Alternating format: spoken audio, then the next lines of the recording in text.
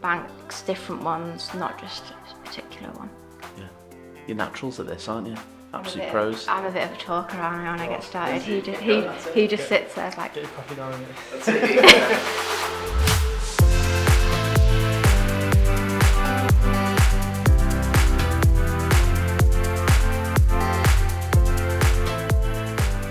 Well, good evening. Thank you for joining me tonight. As first-time buyers, I just wanted to sort of capture some of the journey that you've been on as first-time buyers when it comes to getting mortgage advice. Obviously, I saw you both a number of months ago, probably 9 months ago originally. Yeah. We discussed about our requirements for deposit, affordability, how much you can borrow. How important do you think advice has been on your journey of finding your new home, do you think? It's been pretty crucial, to be honest. I mean, we've come in blind, not knowing anything about it, and you've been there every step of the way, and it's been good, yeah. Do you think you would have got to the position what you are now without maybe a helping hand from a mortgage advisor? No, because we wouldn't have known then what to do, what to borrow, what we should do, everything like that, really. Yeah. I know obviously it's easy for me to say because I've been, dealing with mortgages and mortgage advice for coming on to 15 years.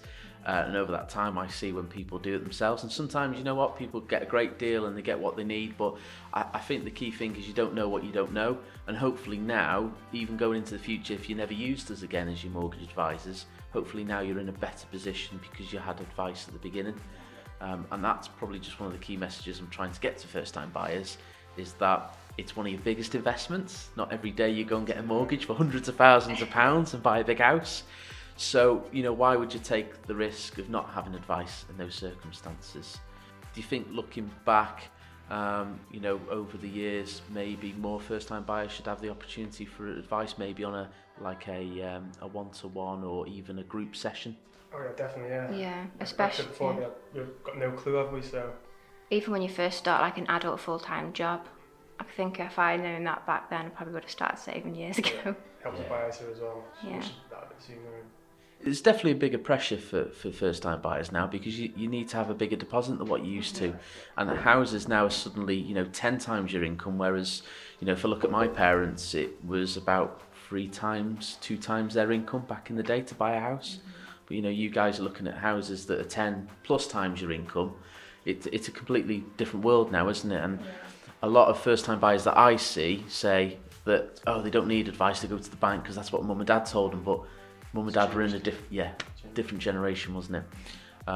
Do you think there's any particular reason you'd use a mortgage advisor again? What part of us helping you has really helped you? I'd say the non-buyer. So obviously if you go into said bank, they're obviously only going to offer you their mortgage, whereas at least with you showed us all the different ones, and like the terms, what we'd pay for this, what we'd pay for that, so that was really helpful. Also other like incentive cashbacks from the banks, different ones, not just a particular one. Because we're whole of market mortgage advisors, again, some people think that we can't access the deals that a lot of the banks offer or a lot of the deals online, but we can. It's just that we have maybe a different choice, but the fact that, we've got the whole of the market, and, there's some lenders that you wouldn't have even heard of. We talk about Leek United, Saffron, Vernon, Marsden. A lot of these building societies are really good. And most people have never heard of them. So again, by using a mortgage advisor, we do come across them more and more because their criteria is different. So you've gone through the process, you got to the position of getting your mortgage sorted. If you have a son and daughter now, what would you say to them? Save, yeah? Save, big one, save, get that deposit. That's the lump you need, isn't it? Find out what you can borrow, then do whatever percent you want to put down. Make sure you know your outgoings, what you want to save, because you don't want to be struggling each month when you're saving. Don't rush into it. Yeah, make sure you find a perfect house. The general demographics changing, so people are having to sort of rent or live at home for longer because the pressures on building a good deposit to be able to buy a property is much bigger than what it used to be. Have you felt the pressures yourselves, working and thinking about buying a home together? Have you felt there's been pressure to get on the property ladder? It's also now we've been together a long time, haven't we? So it's nice actually own a house together. But when did we start thinking about seriously? Probably about 2.5 years ago. 2 years ago, yeah, something like that. But when we actually properly started saving, it's probably taken 18 months to 2 years once we knew what we wanted to save. But to be honest, when I first met you both didn't seem that confident that you were in a position to actually buy a house, and you were sort of surprised that when I said, actually, you're really there. You just need to find somewhere now. Because there is a big pressure, but I think at the same side, people are living longer now. People will be working into their 70s versus their 60s.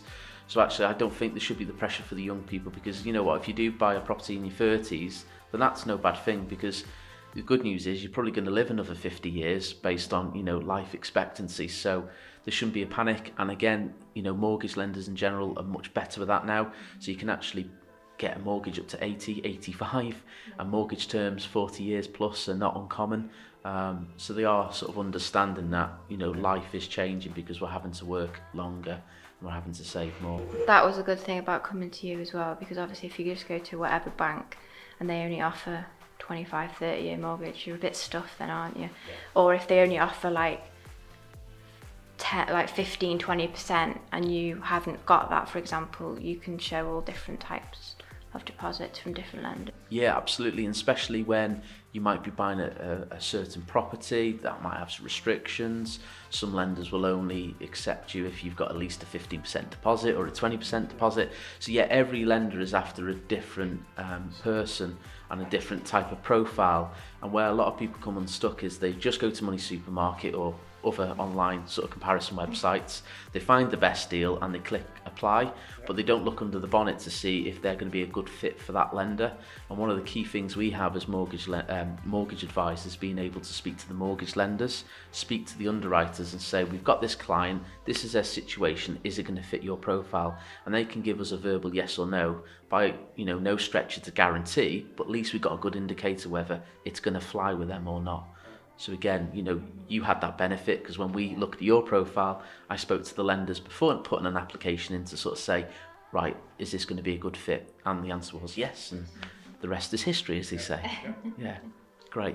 But I think this is where you two were really good, actually, because when I first came to see you, you were really organised. You had your pay slips ready, you had your bank statements ready, and you knew how much you spend. And to be honest, you're really quite sort of modest spenders as well. You don't really spend what you shouldn't be spending, if that makes sense. Again, a lot of first-time buyers, they have their income, they spend it all, and then suddenly they're expecting to have a £600 a month mortgage. Well, if you've not been saving £600, how are you going to afford it? Credit score as well. Getting that up to the top, basically. Yeah. We worked on ours for about 2 years, didn't we? Yeah, it took me about 2 years to get mine pretty healthy. What were some of the things you did, Craig, to sort of boost that? Credit cards, putting in a credit card, not maxing out, but just using it for like fuel. And paying it off each month as well. Yeah, giving yourself that history. Yeah, that's it. You got car finance, haven't you? Well, that was the first one, but I got a bank loan. I think that was Boosted quite your good, income, yeah. Even things like your phone.